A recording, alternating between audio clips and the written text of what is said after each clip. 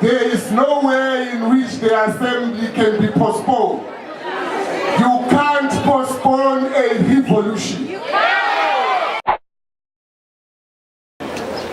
We salute the students for putting onto the table of the nation what the nation should have resolved long ago. We want to stop worrying about money. We want to behave and participate in the work that we're supposed to be doing here at this university, which is thinking, writing, and preparing for a better South Africa that we all can live in.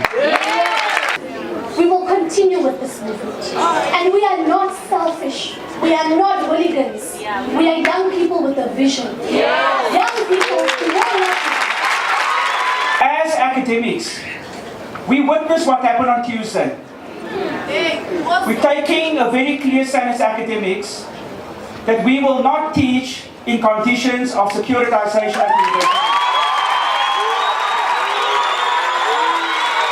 We are saying we also don't want to have graduate debts. We want to live here with no debts, go to workplace and be able to provide at home and take out our people out of abject poverty. If we don't act now, the future of this country is in jeopardy. So understand what we are doing. Understand that we are going to build this country and we will do what we have to do to get free and equality and a decolonized education. Amandla!